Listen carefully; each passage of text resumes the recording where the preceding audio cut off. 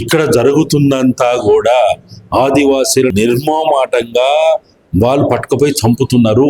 అసలు వాళ్ళకి నక్సలైట్ల ఆకారాలు చూడని వాళ్ళు, వాళ్ళ డ్రెస్సులు చూడని వాళ్ళు, వాళ్ళు ఏ రోజు కూడా వాళ్ళ మీటింగ్ పోనాడు వాళ్ళని కూడా పట్టుకుపోయి కాల్చి చంపేస్తున్నారు, రేపులు చేస్తున్నారు. ఇప్పుడు దాదాపుగా అక్కడ 10,000 సంఖ్యలో క్యాంపులు పెట్టారు. ఆ క్యాంపులలో ఉన్న వాళ్ళు ఎవరు? బిఎస్ఎఫ్ వాళ్ళు, సిఆర్పిఎఫ్ వాళ్ళు, ఎప్పటి నుంచో ఆ 3 నెలలు 6 నెలలు ఆ సంవత్సరం నుంచి కుటుంబాలకు దూరమైన వాళ్ళు ఈ మహిళలను తీసుకుపోయి వాళ్ళని ఉపయోగించుకుంటా ఉన్నారు. తిరగబడ్డోళ్ళని తీసుకుపోయి నక్సలైట్ అని చెప్పి డ్రెస్ వేసి చంపేస్తున్నారు. శరీరాన్ని వాళ్ళకి అప్పచెప్తేనేమో ఉన్నన్ని రోజులు వాడుకుంటున్నారు. ఎప్పుడైతే మేము భరించలేము, మేము ఈ క్యాంపుల్లో ఉండలేము, మా శరీరాన్ని మీకు అప్పచెప్పలేము అంటే వాళ్ళని తీసుకుపోయి డ్రెస్సులు వేసి నక్సలైట్ పేరుతో చంపేస్తున్నారంటే అసలు మనం ఏ దేశంలో ఉన్నాం, ఏ రాజ్యాంగంలో ఉన్నాం, ఏ ప్రజాస్వామ్యంలో ఉన్నామో అర్థం కాని పరిస్థితి అయిపోయింది. వాళ్ళు భారత పౌరులు కదా, వాళ్ళు భరతమాత బిడ్డలు కదా, వాళ్ళు ఈ దేశాన్ని ఈ దేశ సంపదను కాపాడిన వాళ్ళు వాళ్ళే కదా, మనం కాదు. ఇవాళ అర్బన్ ప్రాంతాల్లో ఉన్నటువంటి, గ్రామీణ ప్రాంతాల్లో ఉన్నటువంటి వాళ్ళు ఈ దేశ సంపదను కాపాడలే. ఇవాళ ఆ అడవి ప్రాంతమే లేకపోతే మనకున్నటువంటి ఈ వర్షాలు కావచ్చు, లేకపోతే వాతావరణ సమతుల్యం కావచ్చు ఉంటుందా? అల్లే కదా కాపాడింది. కాబట్టి అటువంటి భారత పౌరులైనటువంటి, భారతమాత బిడ్డలైనటువంటి వాళ్ళని చంపడం రాజ్యాంగ వ్యతిరేకము, ప్రజాస్వామ్య వ్యతిరేకము. ఒక రకంగా రాజ్యాంగాన్ని కూలి చేసినట్టే. వాళ్ళు నేరాలు చేసిండే అనుకో, వాళ్ళు ఒకవేళ నక్సలైట్లు వాళ్ళు హింస చేస్తున్నారు, వాళ్ళు నేరానికి పాటుపడుతున్నారు, వాళ్ళు కొంతమంది చంపుతున్నారు అనుకుంటే వాళ్ళ దగ్గర ఆయుధాలు ఉన్నాయి అనుకుంటే, అరే గాంధీని చంపిన గాడ్సేనే అరెస్ట్ చేసి జైల్లో పెట్టి విచారణ చేసిండ్రు. ఈ దేశ స్వాతంత్రానికి మూలం అని చెప్పబడేటువంటి గాంధీని చంపిన ఆయన్నే 1948లో ఆయన పట్టుకపోయి కోర్టుకు అప్పచెప్పి జైల్లో పెట్టి విచారణ చేసింది కదా.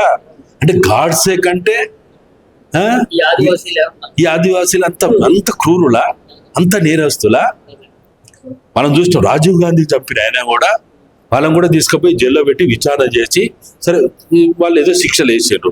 ఇందిరాగాంధీ చంపిన కూడా తీసుకుపోయి జైల్లో పెట్టి శిక్షలు వేసారు. మరి అంతకంటే కూడా భయంకరమైనటువంటి నేరస్తులు అయితే కాదు కదా వాళ్ళు. ఇప్పుడు ఆదివాసీల రక్షణ కోసం ఎటువంటి కార్యాచరణ ఉండబోతుంది, ఎటువంటి నిర్ణయాలు తీసుకోబోతుంది?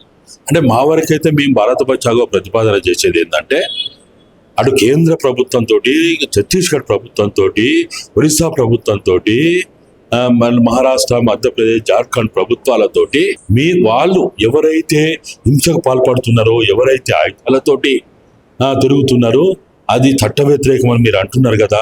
వాళ్ళు ఈరోజు మేము పక్కన పెడతాము, మేము ఆయుధాలను ఉపయోగించాం, పక్కన పెడతాం అంటే ఉపయోగించాం అంటున్నారు వాళ్ళు.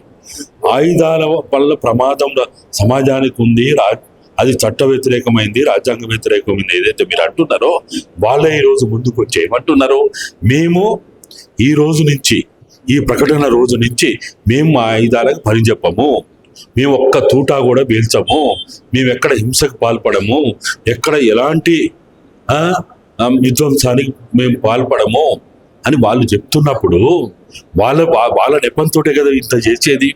వాళ్ళే మేము అటువంటి మా తాత్కాలికంగా గిరిజన సంక్షేమం కోసం, ఆదివాసీల ప్రజల ప్రాణాలను కాపాడడం కోసము మేము గన్ డౌన్ చేస్తాము, మేము ఎక్కడ కూడా ఆయుధాలు ఉపయోగించమని కాల్పుల విరమణ చేస్తామని చెప్పి వాళ్ళు ప్రకటించారు.